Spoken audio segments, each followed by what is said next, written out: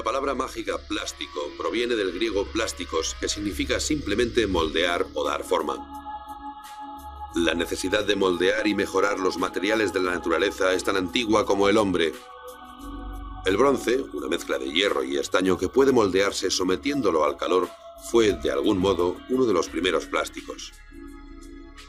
Pero fue la revolución industrial del siglo XIX la que estimuló la creación de plásticos y creó una enorme demanda de materiales que pudieran manipularse y moldearse fácilmente. En el siglo XIX se quería desarrollar el marfil artificial. A mitad de siglo, el elefante africano estaba en peligro de extinción debido al exterminio que sufría por parte de los cazadores, quienes buscaban sus colmillos para convertirlos en bolas de billar.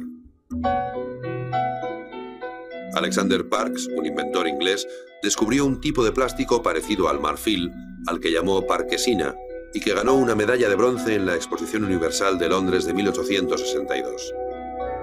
Parkes descubrió que la celulosa, las fibras vegetales de la madera y el algodón, mezcladas con ácido nítrico y un agente solvente o disolvente, se endurecían y al calentarse formaban un material ligero, fuerte y moldeable. Este medallón tan hábilmente trabajado está hecho de parkesina, al igual que este bastón tallado y estas molduras decorativas.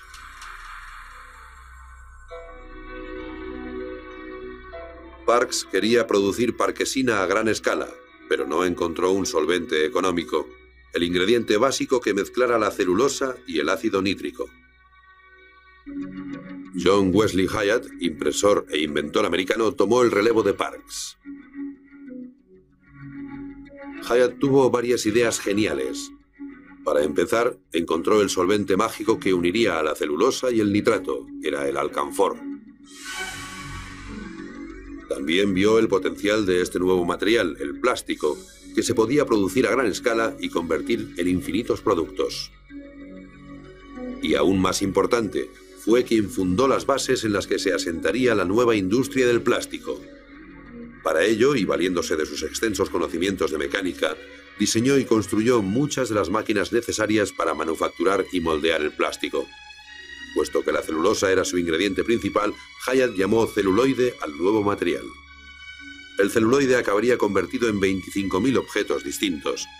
El primero, la dentadura postiza, fue una alternativa a otras dentaduras de goma que resultaban más caras. Pero el celuloide despegó de verdad cuando a Hyatt se le ocurrió crear cuellos y puños de camisa postizos e impermeables.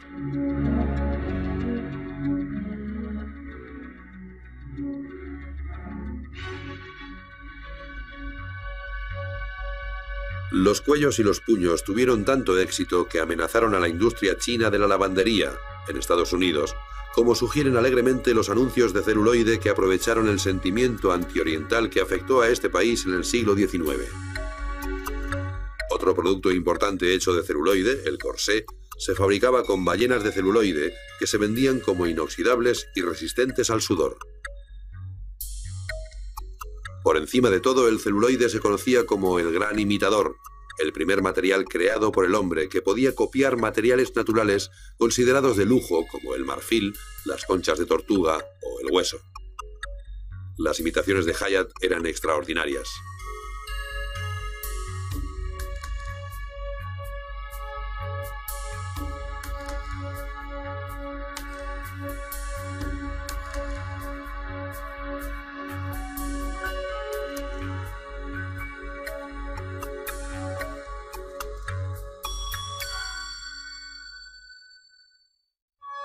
El éxito del celuloide fue espectacular. El primer plástico parecía capaz de casi todo, y cuando su inventor dio con una forma de cortar hojas finas de este material para utilizarlo como una capa continua, nació una nueva industria. A principios del siglo XX se producían cada año más de 36 millones de kilos de película.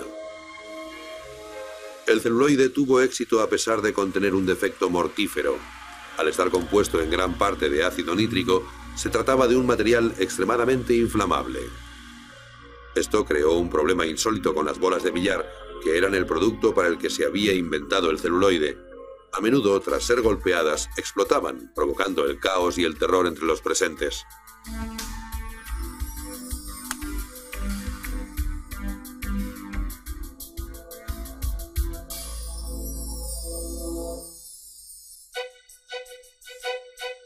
En 1872, el químico alemán Adolf von Baeyer mezcló fenol y formaldehído. Los puso en el tubo de ensayo y al cabo de poco se desbordaron en una llama gaseosa. Y entonces sucedió lo que los químicos llaman la reacción fenol-formaldehído. Se mezclaron y formaron una masa pegajosa y viscosa que no servía para nada. O por lo menos no servía para nada hasta que apareció Leo Baekeland, un brillante químico e inventor estadounidense que acabaría siendo considerado el padre de los plásticos modernos. Baekeland estudió la reacción fenol-formaldehído y observó que la sustancia pegajosa se volvía dura al calentarla y que tomaba la forma del continente en el que se hallaba. Sin embargo, la reacción fenol-formaldehído tenía un grave problema. Al calentarlos, los productos químicos emitían un gas que hacía que se solidificaran en una masa espumosa que se desmigajaba fácilmente. Como Hyatt se vio obligado a diseñar una forma efectiva de procesar el material. Lo consiguió al inventar el método de calor y presión, y al diseñar una máquina, el bakelizador, que calentaba los productos a altas temperaturas y los presionaba para expulsar el gas y crear un material suave, liso y duro. A este material, descubierto en 1907, lo llamó bakelita. La bakelita representó un paso de gigante en la historia del plástico. A diferencia del celuloide, que se componía básicamente de algodón y madera descompuestos, la bakelita era fruto del tubo de ensayo y no tenía analogía en la naturaleza. Cuando el fenol y el formaldehído reaccionaban al calor, formaban moléculas que no habían producido hasta entonces miles de millones de años de evolución. Había empezado realmente la era de las moléculas y los materiales creados por el hombre. Además, la bakelita dio origen a una nueva y extensa categoría de plásticos, los termoplásticos, que eran duros, resistentes, antiinflamables y prácticamente irrompibles, además de conservar indefinidamente su forma una vez moldeados. La bakelita, el material de los 1000 usos, permitió fabricar teléfonos, cámaras, relojes, radios, joyas y sí, bolas de billar que no explotaban. Tras la Primera Guerra Mundial, la bakelita fue considerada por los diseñadores como el material de su era, no porque imitara de forma efectiva los materiales tradicionales, sino porque era artificial, es decir, no natural. Las fibras artificiales llegaron en 1939 de la mano de Wallace Carothers y la empresa DuPont, que buscaban un sustituto para la seda natural. Carothers partió de sustancias de la propia seda y logró un nuevo polímero, la poliamida, que comercialmente se llamó nylon. A principios de siglo se desarrolló en Francia un material semisintético creado de celulosa tratada químicamente llamado rayón. Era una especie de seda para la mujer y se hizo muy popular, especialmente en los años 30, cuando formaba parte del 85% de las prendas de vestir. No obstante, el rayón tendía a deformarse, a pegarse a la piel e incluso a disolverse. En 1927, la empresa DuPont inició la investigación secreta de un nuevo tejido llamado Fibra 66. Al frente del proyecto estaba un científico de la Universidad de Harvard, Wallace Carothers, contratado para hacer investigación pura, es decir, investigación sin fines comerciales. Fue uno de los más importantes investigadores del nuevo material. Verificó y dibujó las estructuras encadenadas de las moléculas de plástico y desató la era del diseño molecular.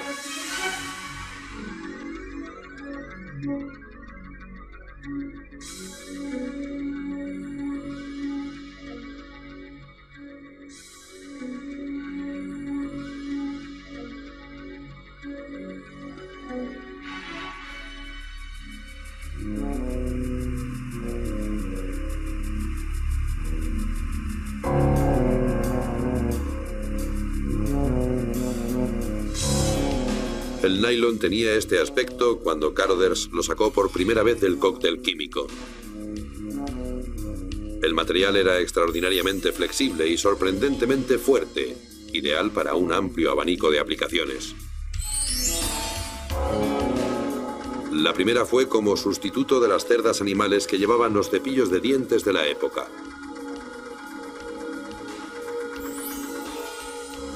Pero la empresa DuPont tenía en mente un mercado más glamoroso y lucrativo, la seda, en concreto las medias de seda, que eran caras además de frágiles.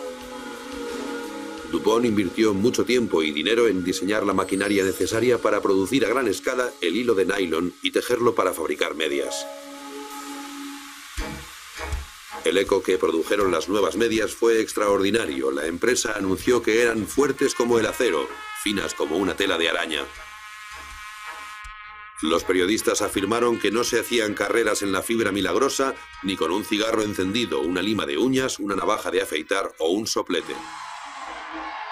A principios de 1940 se puso a la venta y en un solo día todas las existencias de medias de nylon, 5 millones de pares, se habían agotado.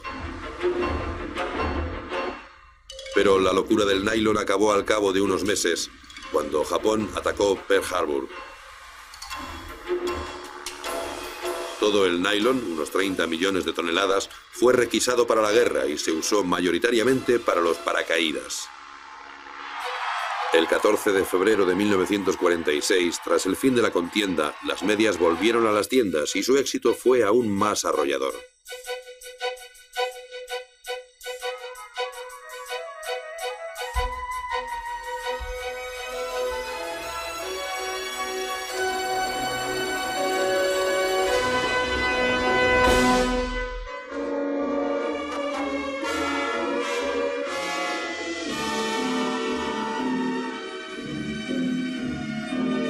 Fue durante la Segunda Guerra Mundial cuando el plástico, con toda su magia y versatilidad, se puso a prueba. Debido a la escasez de materiales, la industria tuvo que imitar, duplicar y mejorar los recursos naturales difíciles de conseguir, especialmente el caucho. Durante la guerra, la necesidad militar de caucho fue muy alta. Wallace Carothers, que desarrolló el nylon, sentó las bases para la industria del caucho artificial en 1930, al desarrollar el neopreno. Al contrario que el caucho natural, que tarda 7 años en formarse, el caucho sintético podía polimerizarse en horas. Siguiendo órdenes del Ministerio de Defensa, se lanzó una industria del caucho sintético de miles de millones de dólares de la noche a la mañana. En 1944, 50 plantas producían 800.000 toneladas de caucho artificial al año, el doble de la producción de caucho natural antes de la guerra. Estas reservas tan amplias supusieron una ventaja enorme para Estados Unidos y sus aliados cuando la guerra se convirtió en una guerra de suministros.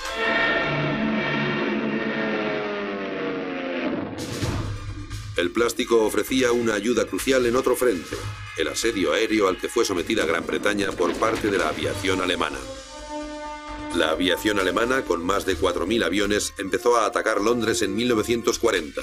El país era defendido por la pequeña y anticuada Fuerza Aérea Real Inglesa, la RAF. Sorprendentemente, los británicos ganaron la guerra aérea y lo hicieron con la ayuda de un plástico secreto llamado polietileno. El polietileno era un aislante eléctrico excepcionalmente resistente y muy ligero. Era la única sustancia conocida que podía aislar los equipos de radar de alto voltaje sin añadir excesivo peso a los aviones.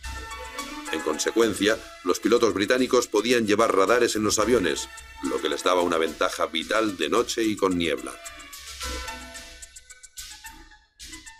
La contribución menos conocida y más espectacular del plástico durante la guerra fue el teflón, un material muy resbaladizo que más tarde se utilizó como superficie antiadherente en cazuelas y sartenes.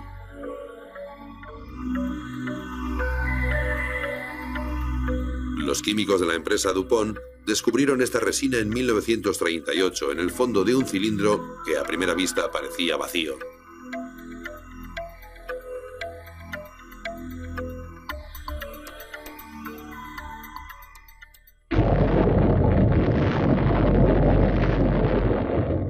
En 1944 se le encontró una utilidad cuando los científicos, en la carrera por partir el átomo, buscaban algo con propiedades singulares.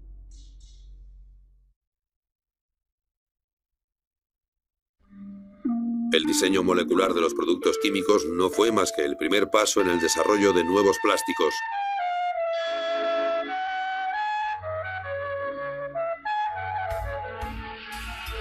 La materia prima química de los plásticos tenía que producirse a gran escala. Era Eran sustancias gruesas, vastas, mantecosas, que a menudo parecían sacadas del caldero de una bruja.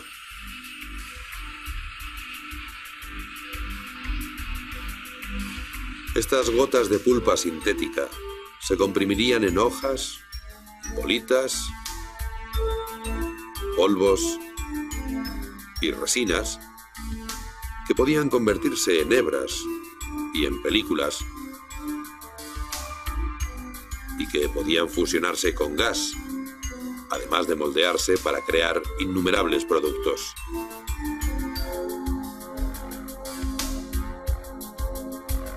Este era, más que cualquier otro, el milagro de los plásticos, la pura plasticidad, la posibilidad de transformarlo en cualquier forma imaginable. Esos momentos iniciales expresan la forma informe del plástico, su capacidad de ser nada y serlo todo al mismo tiempo. Esa capacidad se demostró una y otra vez, finalizada la Segunda Guerra Mundial, con la fabricación de miles de productos. Uno de los productos que tuvo mayor aceptación fue una línea de fiambreras llamadas Tupperware.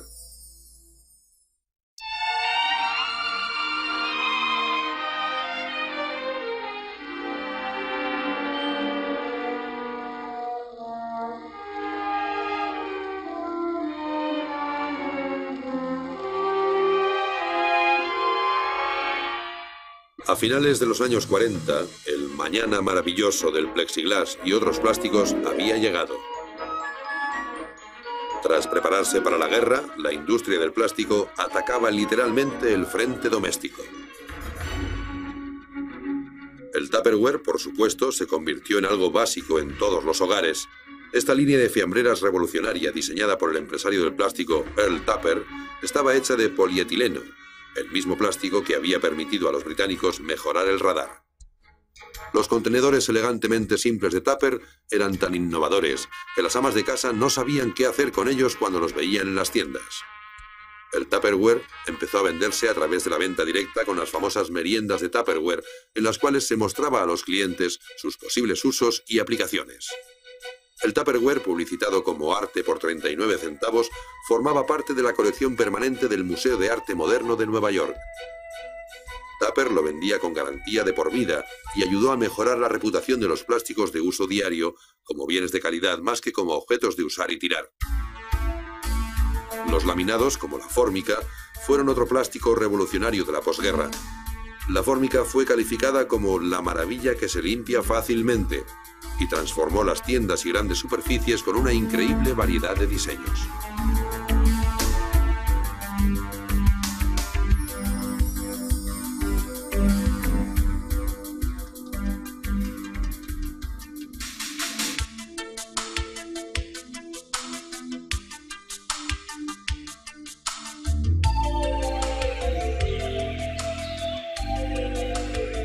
A mediados de los años 50, el plástico estaba tan extendido que sin él, multitud de objetos de uso diario no existirían. El mundo se estaba rehaciendo, plastificando, trocito a trocito. Un renacimiento material único del siglo XX. Una técnica de producción revolucionaria llamada moldeado por inyección incrementó todavía más la avalancha de productos derivados del plástico. Entre otros hitos del plástico durante los años 50 se encuentran la espuma de poliuretano, el Corvette de 1953, con carrocería ultraligera pero resistente de fibra de vidrio, la película transparente que prometía aislamiento total de gérmenes y olores extraños, los muebles moldeados en una sola pieza para adaptarse al cuerpo, y una nueva necesidad, la televisión, insertada como las radios de la época en una carcasa de fenol tipo baquelita. En los años 50 el plástico lo prometía todo. Incluso prometía protegernos de la lluvia radioactiva, como sugiere este traje antirradiación, fabricado con el caucho sintético más avanzado. Cuando los exploradores rescataron los tesoros del Titanic hace algunos años, uno de los aspectos más sorprendentes del botín debió ser que no había ni un elemento hecho de plástico.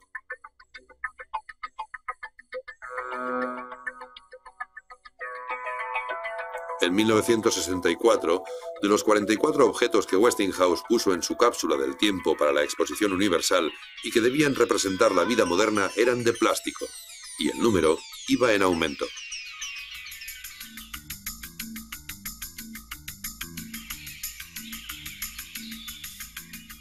El plástico se usaba para construir hogares futuristas, como esta cúpula geodésica en las montañas de Hollywood, erigida en un solo día.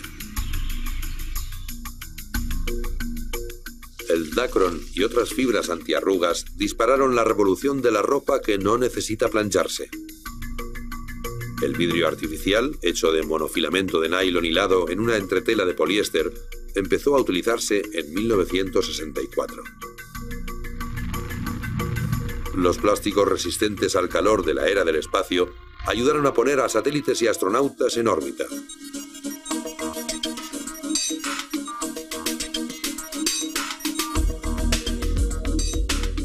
La moda también acogió el plástico y se adentró en estilos de la era espacial. Incluso el mundo del arte quedó fascinado por el plástico. En 1969, los artistas Christo y Jean-Claude envolvieron 2,5 kilómetros de costa australiana con 93.000 metros cuadrados de tejido sintético y 56 kilómetros de cuerda de polipropileno.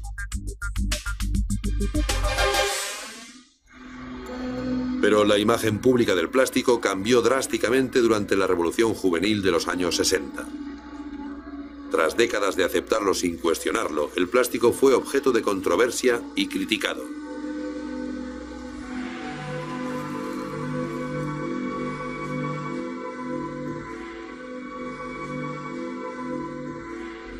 Miles de millones de botellas de refrescos y de bolsas de plástico contribuyeron a su mala imagen, llenando los basureros de residuos no biodegradables que podían durar millones de años.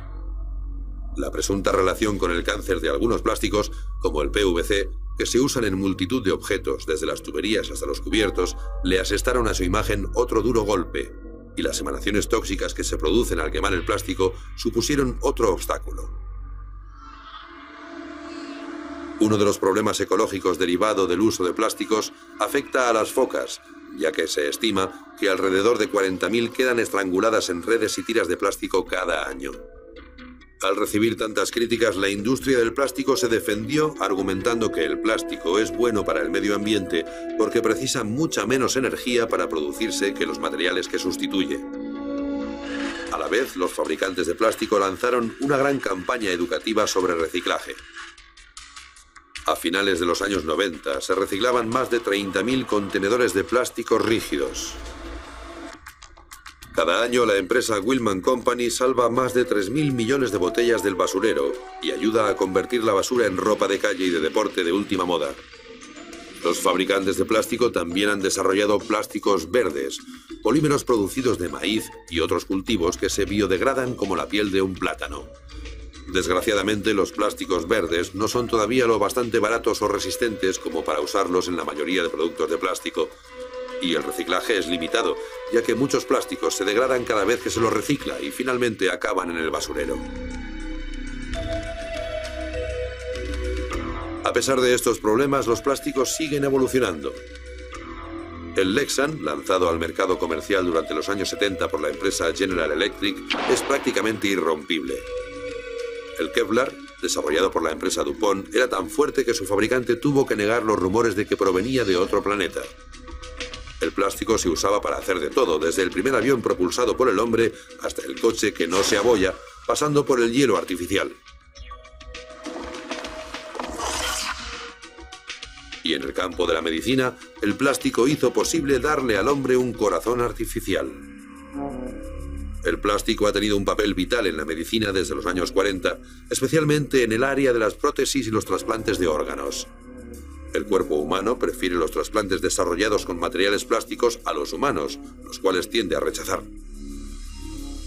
El rechazo es un proceso en el que el material biológico de un órgano trasplantado, por ejemplo, es atacado por anticuerpos y por glóbulos blancos que destruyen ese material. El último corazón del Dr. Jarvik, el Jarvik 2000, es una bomba en miniatura que se introduce en el corazón natural del paciente y está hecha de titanio, Dacron, poliuretano, silicona y otros plásticos. El plástico, por supuesto, ha perdido parte de su encanto y de la promesa inicial, según la cual los materiales futuristas podrían resolver cualquier problema y cubrir cualquier necesidad. Y sin embargo, el plástico representa una gran ruptura con el pasado, una nueva era en la que los humanos pueden manipular y diseñar moléculas, crear nuevos materiales y, en un sentido muy real, reinventar la naturaleza.